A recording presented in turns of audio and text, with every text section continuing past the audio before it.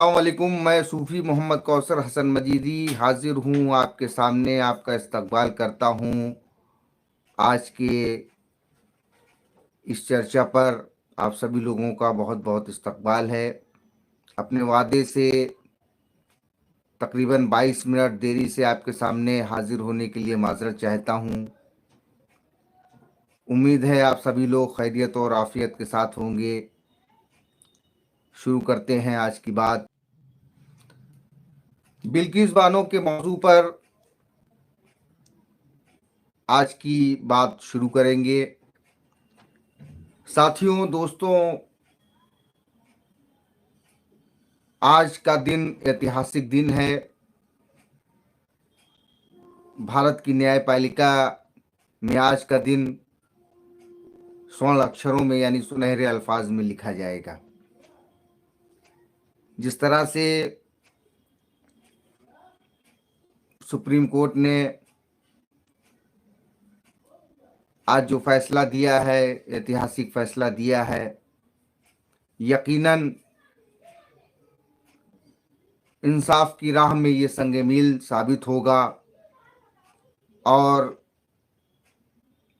एक विधिवेत्ता की हैसियत से, कानून के एक छोटे से तालिबे इल्म होने की हैसियत से मैं इस बात को बजाते खुद समझ सकता हूँ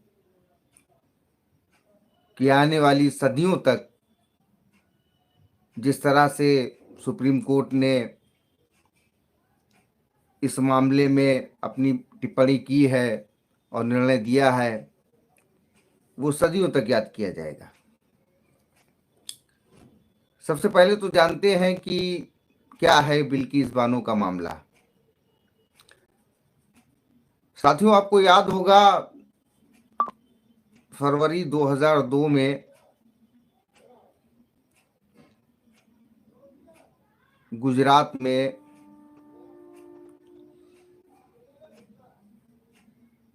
एक हादसा हुआ था और गोधरा में ट्रेन हादसा हुआ था, जिसमें कुछ लोग उसको कहते हैं कि साजिशन ट्रेन जलाई गई थी, कोई कुछ कहते हैं, कोई कुछ कहते हैं, लेकिन जो भी हो, वो एक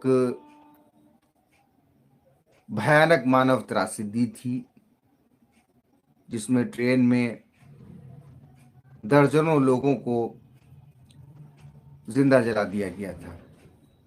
इंसानियत को शर्मसार कर देने वाली उस घटना के बाद जिस तरीके से फिरका वाराना फसादात गुजरात में हुए, वो भी इंतहाई मजम्मत वाले हैं। सारी दुनिया में उसकी मजम्मत की गई। हमारे मुल्क के हर इंसानी दोस्त ने, इंसानियत से मोहब्बत रखने वाले हर शख्स ने इस वाक़ये की मजम्मत की। दिल को दहला देने वाली इन घटनाओं में से एक घटना बिल्किस बानो के साथ भी हुई थी। बिल्किस बानो जिस जगह पर रहती थी, वहाँ पर कुछ उपद्रवियों ने, जो काफ़ी तादाद में थे, उन्होंने उस गांव में हमला कर दिया। बिल्किस बानो और उनके परिवार के लोग, उनके वालिदैन और दीगर लोग, 17-18 लोग जो थे, वो वहाँ से अपने गांव से भाग निकले और एक जगह जंगल में जाकर के छुप गए। वहाँ पर कुछ लोग पहुँचे जो इंसानियत को शर्मसार करने वाली वाक़यात को अंजाम देने वाले लोग थे। वहाँ पर जाने के बाद उन्होंने अपनी दरिंदगी की। बिल्किस बानो उस वक्त हामिला यानी गर्भवती थी।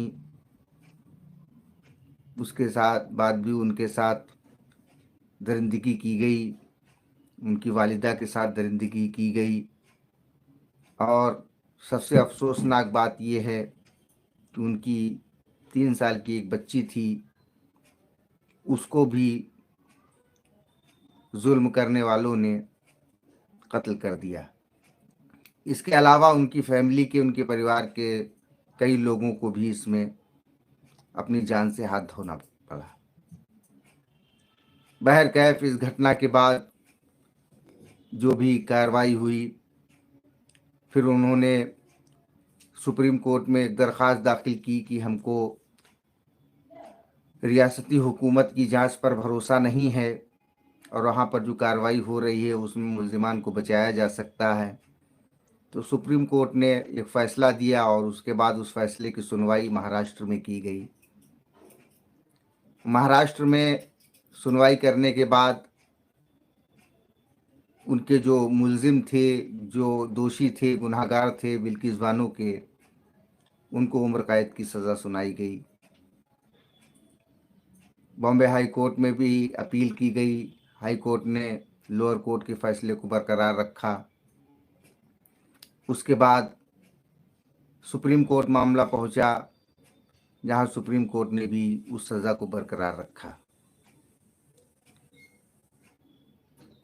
मुल्जिमान जेल में थे, इस दौरान उनको रियासती हुकूमत की जानिब से पेरोल वगैरह जो भी मिलती है, जो कानूनी सहूलियतें हैं, वो उनको मिलती रहीं। 2022 में वो जो मुल्जिम थे, उन मुल्जिमान ने, जैसा कि सुप्रीम कोर्ट ने जजमेंट भी दिया कि उसमें बताया गया है, बाकायदा एक मुल्जिम का नाम लिया गया है, राधेश्याम शाह करके, उस शख्स ने सुप्रीम कोर्ट को गुमराह करते हुए एक याचिका दाखिल की और उस याचिका में उसको लाभ मिला। जबकि मामला ये था कि ये मामला जो है वो महाराष्ट्र हुकूमत को करना चाहिए था। तो उसे उन्होंने एक याचिका दाखिल की थी कि हमारी सज़ा 14 साल की हो गई है, तो अब हमको जो है वो लाभ मिलना चाहिए, हमको जो है जेल से बाहर आना चाहिए।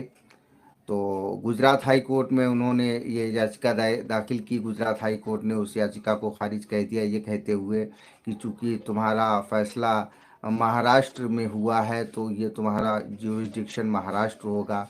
फिर वो महाराष्ट्र गए।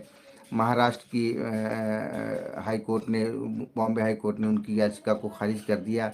फिर इन्होंने मतलब कानून का सारे तथ्यों को छुपा करके फिर याचिका दाखिल की। तो उस वक्त सुप्रीम कोर्ट की जो बेंच थी, उस बेंच ने ये फैसला दिया कि हाँ, अब इनको ये लाभ दिया जा सकता है, 14 साल हो गए हैं।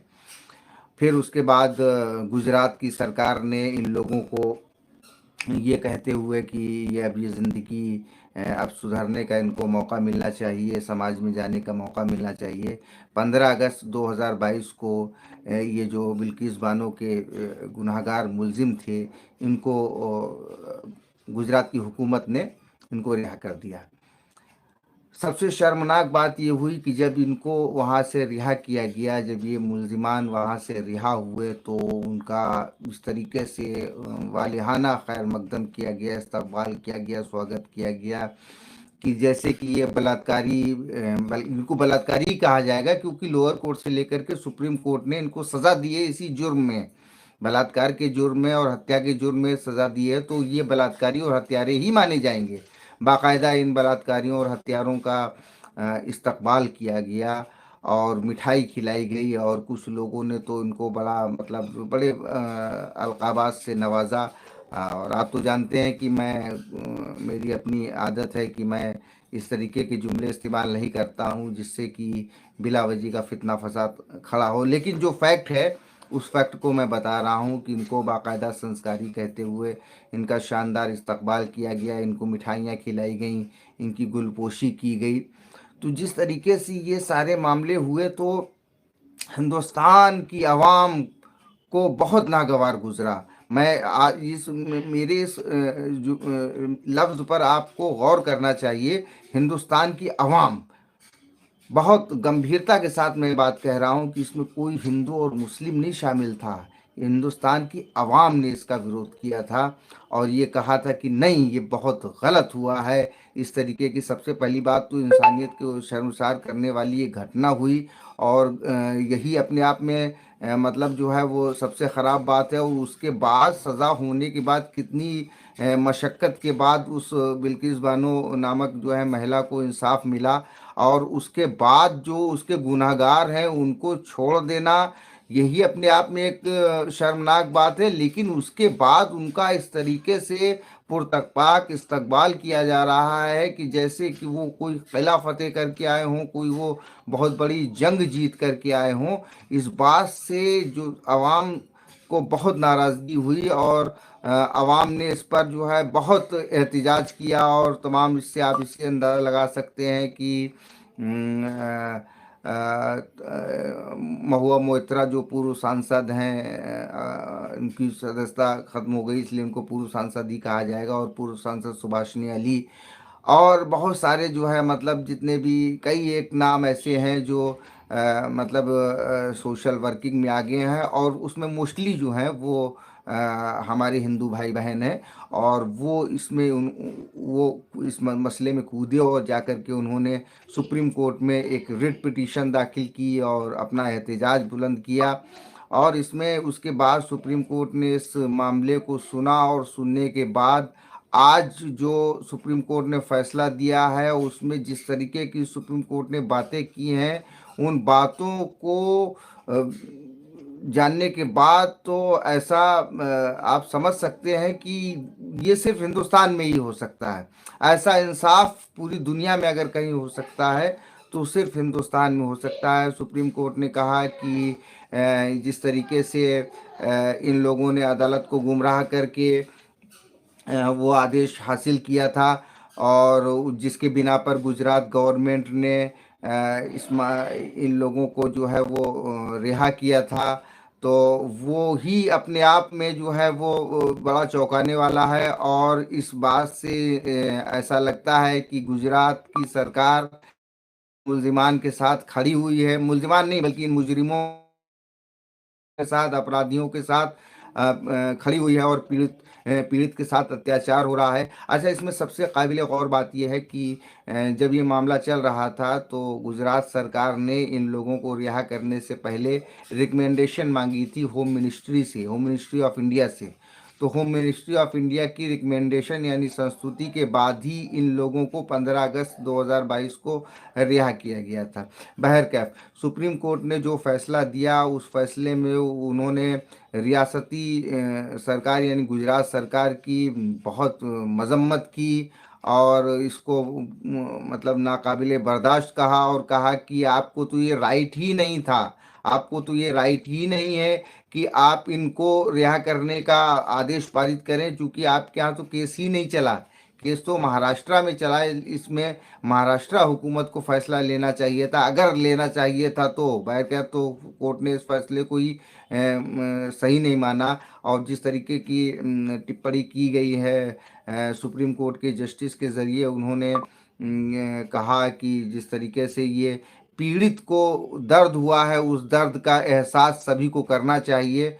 और ये बहुत बड़ी बात है जो सुप्रीम कोर्ट ने की है।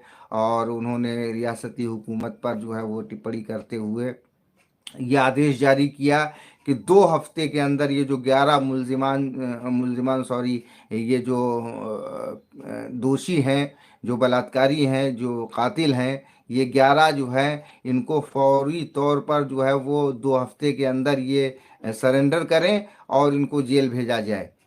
तो जिस तरीके से ये चीज़ सामने आई, तो ये बहुत ही मतलब जो है बिल्किस बानो के लिए ही नहीं बल्कि इंसाफ से मोहब्बत करने वाले हर शख्स के लिए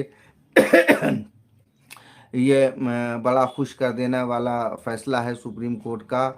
और सुप्रीम कोर्ट के इस फैसले के बाद हर शख्स का एतबार अदलिया पर बढ़ा है। जिस तरीके से हिंदुस्तान का आम मुसलमान जो था पहले भी अदलिया पर भरोसा करता था, और सुप्रीम कोर्ट के इस फैसले के बाद यकीनी तौर पर अदलिया पर एतमाद बढ़ा है, और अदालतों पर मुसलमानों का भरोसा बढ़ा है।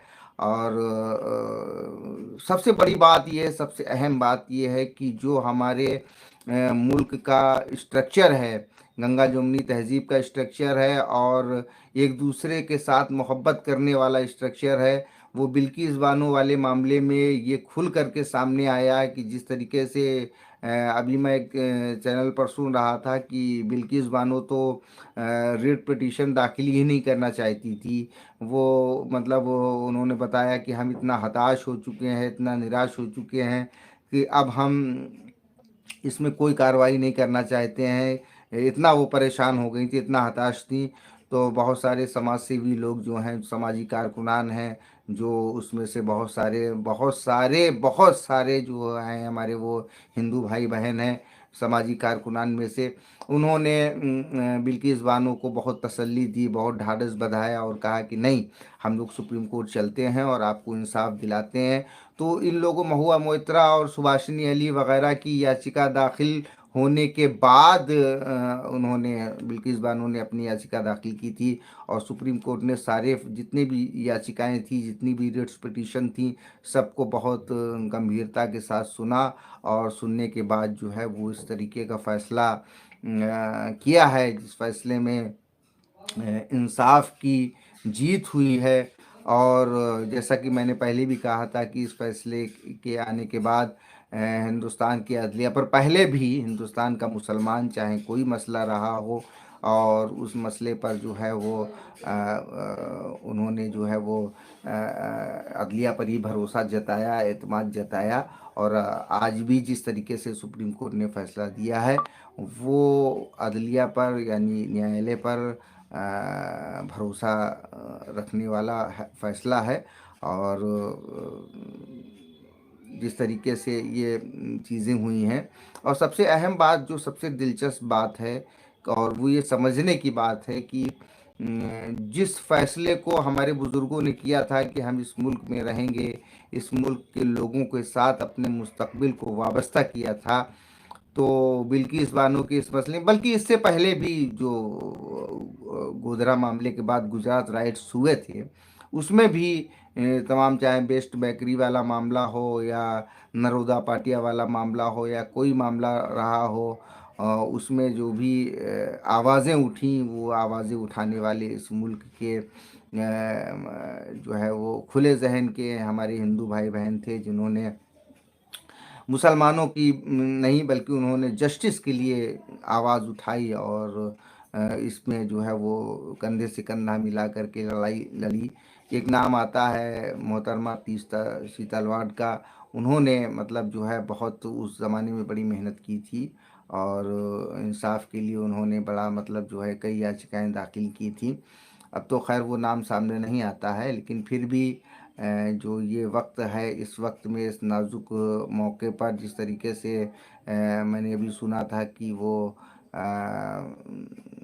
बिल्किस बानो तो अदालत जाना ही नहीं चाहती थी। बिल्किस बानो पूरी तरह से हताश हो चुकी थी कि नहीं, अब हम नहीं जाएंगे और हमको लगता है कि इंसाफ नहीं मिलेगा। लेकिन जिस तरीके से सामाजिक कारकुनान ने उनको समझाया और समझाने के बाद उन्होंने इसको मतलब जो है वो अपनी रिपिटीशन दाखिल की और आज उनको इंसाफ मिला है। हिंदुस्तान की अदालत ने उनके साथ इंसाफ किया है। मैंने बहुत से आज सुबह से कई चैनल्स पर इस खबर को देखा, जिसमें मेन स्ट्रीम मीडिया ने भी इस चीज़ को उठाया है और कहा है कि नहीं, सुप्रीम कोर्ट का ये फैसला ऐतिहासिक फैसला है और न्याय हुआ है। लेकिन उसके साथ साथ जब आप सोशल मीडिया पर जाएंगे, और बहुत से ऐसे यूट्यूब चैनल्स हैं और बहुत से ऐसे ब्लॉगर्स हैं और बहुत से ऐसे मतलब जो है वो लेखक हैं, पत्रकार हैं, बुद्धिजीवी हैं, उन्होंने अपने वीडियोस जारी किए हैं और जिस तरीके से उन्होंने तबसरा किया है और जिस तरह से उन्होंने खुशी का इजहार किया है, उसमें ज़्यादातर मैंने देखा है कि वो हमारे हिंदू भाई बहन हैं, जिन्होंने मतलब इस पर इंसाफ मिलने पर बड़ा खुशी का इजहार किया है। बल्कि बिल्किस बानो से ज़्यादा तो वो लोग खुश हैं, हमारे वो हिंदू भाई बहन खुश हैं जो इस आवाज़ को लगातार उठाते रहे हैं। बहुत से ऐसे ब्लॉगर्स हैं जिन्होंने इस आवाज़ को उठाया। किसी का नाम लेना या ना लेना ये कोई ज़रूरी नहीं है, आप खुद जा कर के देख सकते हैं। बहुत सारे ऐसे लोग हैं जिन्होंने बड़ी मजबूती के साथ पहले भी इस आवाज़ को उठाया था। और मैं तो पत्रकारिता की जो दुनिया में हमारे 2-3 लोग बड़े फेवरेट हैं, ख़ास तौर से अजीत अंजुम साहब, जिस वक्त वो मेन स्ट्रीम मीडिया के एक चैनल में थे। नाम लेना ज़रूरी ठीक नहीं है, दुरुस्त नहीं है कि किसी का नाम लेना या ना लेना, वो कोई अच्छी बात नहीं है, लेकिन अजीत अंजुम साहब का मैं नाम ले सकता हूँ। वो उस चैनल में थे, तब से मैं उनका बड़ा फ़ैन हूँ। जिस तरीके से वो पत्रकारिता करते हैं, जिस जिस अंदाज में वो बोलते हैं, कहीं ना कहीं मैं मुझे याद आ जाता है कि मेरे वालिद साहब भी जिस वक्त जर्नलिज़्म में थे और वो अपनी बातों को कहते थे और जिस तरीके से जिस लहजे में कहते थे, तो मुझे वो अजीत अंजुम साहब का वो लहजा सामने आता है। और इत्तेफाक से हमारे वालिद साहब का नाम भी सूफी अंजुम मजीदी था। तो कहीं न कहीं मैं उनका बड़ा ज़बरदस्त फ़ैन हूँ। और मैंने आज जब यूट्यूब में देखा तो मैंने उसमें उनका ही जो क्या कहते हैं उसको, ऑब्ज़र्वेशन था या उसको कहें कि डिस्कस उन्होंने किया। और उसके बाद जो है वो जिस तरह से उनके अल्फ़ाज़ इंसान के अल्फ़ाज़ ही बता देते हैं कि वो क्या सोच रहा है, उसके ज़हन में क्या है। तो जिस तरीके से वो बात कर रहे थे, तबसरा कर रहे थे, तबादला ख़्याल कर रहे थे, वो यकीनी तौर पर ये जानिए कि वो उनका दिल मुतमईन था सुप्रीम कोर्ट के इस फ़ैसले से। और यकीनन उन्होंने भी इस आवाज़ को बड़े पुरज़ोर अंदाज़ में उठाया था। और दूसरा नाम आता है सत्यहिंदी.com नाम का एक चैनल है, आशुतोष साहब जिसे चलाते हैं। तो उन्होंने बाकायदा डिबेट की थी, उस डिबेट में भी जो है उसको मैंने सुना था। और वो आशुतोष साहब ने उस डिबेट को फ़ौरन, फैसला आने के फ़ौरन बाद उन्होंने 1 घंटे के अंदर वो बाकायदा डिबेट बुलाई और उसमें लोगों ने अपनी बात की। एक नीलू व्यास जी हैं, उनका उनका भी मैंने तबसरा सुना।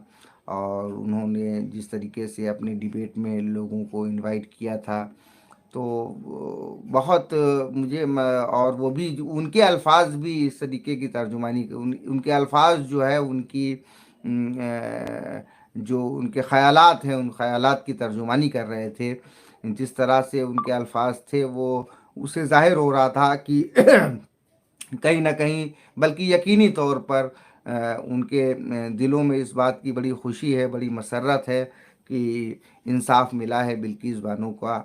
और मैं फिर इस बात को कहना चाहूँगा, दोहराना चाहूँगा कि इस मुल्क में पिछले 75 वर्षों में जब कभी भी ऐसे किसी कोई भी मामले आए हैं जहाँ पर ज़रूरत पड़ी है मुसलमानों को कि उनका कोई उनके साथ कोई खड़ा हो, तो यकीनी तौर पर इस मुल्क का जो बहुसंख्यक समाज है, जिसे हिंदू कहते हैं, हिंदू समाज के लोग मुसलमानों के साथ खड़े हुए हैं और कंधे से कंधा मिला करके उनके साथ खड़े हुए हैं। अगर मुसलमानों ने इस मुल्क के साथ अपने मुस्तकबिल को वाबस्ता करने का फ़ैसला 75 साल पहले किया था, तो उस फ़ैसले का उस वक़्त अगर हिंदुओं ने इस्तकबाल किया था, तो उस फ़ैसले को जो उनके जिन बुज़ुर्गों ने इस फ़ैसले का इस्तकबाल किया था, उनकी नस्लें यकीनी तौर पर उनके इस फ़ैसले पर कायम हैं। और आज भी जब हिंदुस्तान के मुसलमानों के साथ किसी भी तरीके की कोई परेशानियाँ आती हैं, तो उस पर वो उनके साथ कंधे से कंधा मिला कर के खड़े होते हैं।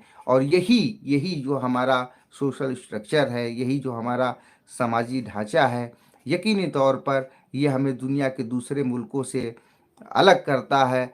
और हमारे मुल्क के लोगों की यही भावनाएँ जो मोहब्बत के नज़रिए पर मुश्तमिल हैं, जिनका नज़रिया ये है कि हम मोहब्बत करें, चूँकि हमारे मुल्क का पुराना दस्तूर है, एक वाक्य जिसके साथ मैं अक्सर कहा करता हूँ, वसुधैव कुटुम्बकम। तो यकीनी तौर पर इस विचारधारा को मानने वाले हमारे हिंदू भाई हमेशा उन्होंने इस मुल्क के मुसलमानों का साथ दिया है।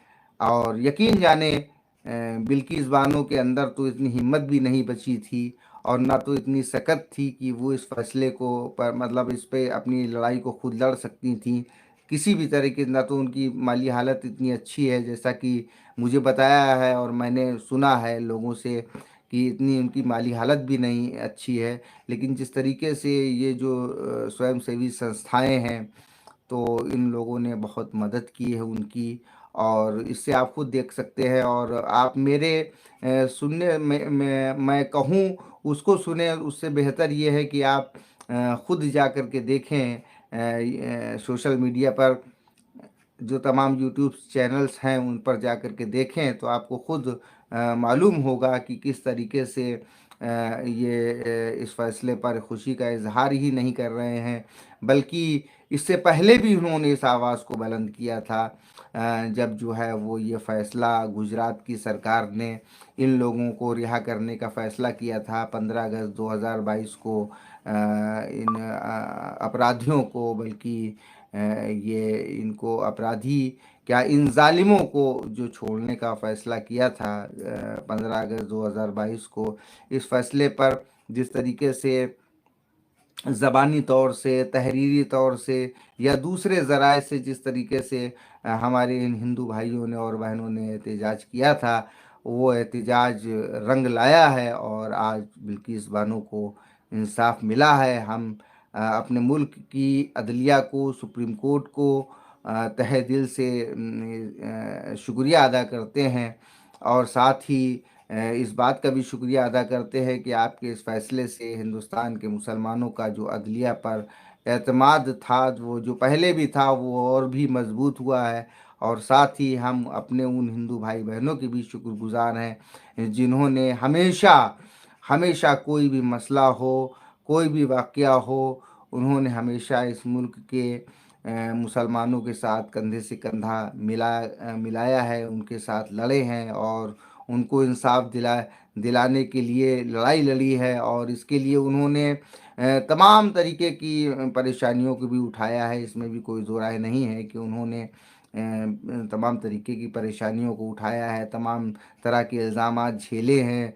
आप खुद देख सकते हैं, मैंने जिन लोगों का नाम लिया, चाहे अजीत अंजुम साहब हों या आशुतोष साहब हों या और तमाम तरीके के इस तरीके के इंटेलेक्चुअल पत्रकार हों या ब्लॉगर्स हों या राइटर्स हों, जो इंसाफ के लिए अपनी बात को कहते हैं। आप इनकी किसी कमेंट्स पर, इनकी किसी पोस्ट पर जाएं या इनकी किसी वीडियो पर जाएं, उसके बाद जिस तरीके से इनके साथ बयानात दिए जाते हैं, इनके साथ गाली गलौज होती है, तो आप उससे अंदाज़ा लगा सकते हैं कि हाँ, ये किस तरीके की तकलीफ़ों को बर्दाश्त करते हुए इस मुल्क के सोशल स्ट्रक्चर को, समाजी ढांचे को बचाने के लिए हमेशा पेश कदम रहते हैं। मैं दुआ करता हूँ इन लोगों के लिए कि इनका जज्बा कायम रहे, और मैं दुआ करता हूँ अपने मुल्क के मुस्तकबिल के लिए कि हमेशा हमारा मुल्क इसी तरह से सलामत रहे, कायम और दायम रहे, और दुनिया की जितनी भी ताकतें जो हमारे मुल्क के ख़िलाफ़ सोचती हैं या साजिशें बुनती हैं, अल्लाह तबारक ताला उन सारी क़ुव्वतों को नेस्तो नाबूद करे जो हमारे मुल्क के साथ दुश्मनी रखती हैं।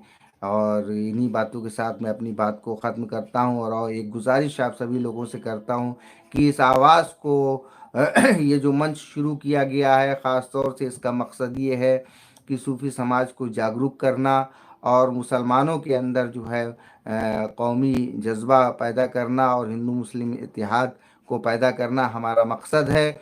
हमारा मकसद ये है कि हिंदुस्तान में अमन व शांति का वातावरण और माहौल कायम रहे। लिहाजा इस आवाज़ को आगे पहुंचाने के लिए मेरी गुजारिश है कि आप लोग ज़्यादा से ज़्यादा इस वीडियो को और तमाम वीडियोस को शेयर करें, लोगों तक पहुंचाएं, लाइक करें, अपने पॉजिटिव कमेंट्स दें और हमको बताएं कि हम इसमें क्या क्या चीज़ें जोड़ सकते हैं, क्या क्या कर सकते हैं। इसके लिए हमारा मार्गदर्शन करें, और साथ ही साथ इस चैनल को ज़्यादा से ज़्यादा तादाद में सब्सक्राइब करें, अपने दोस्तों से सब्सक्राइब कराएं, क्योंकि नेकी को आगे फैलाना भी बहुत बड़ा काम है। अगर आप शेयर कर देते हैं या सब्सक्राइब कर देते हैं और दूसरों से करवा देते हैं, तो ज़्यादा से ज़्यादा लोग इसको देखेंगे, और यकीनी तौर पर ये एक अच्छा काम होगा समाज के लिए, मुल्क के लिए। इन्हीं बातों के साथ मैं अपनी बात को यहीं पे ख़त्म करता हूँ, और इस वादे के साथ कि इंशाअल्लाह तबारक ताला कल फिर 8 बजे आपके सामने रूबरू होऊंगा। तब तक के लिए अस्सलाम वालेकुम वरहमतुल्लाहि वबरकातुहू। शब ब खैर।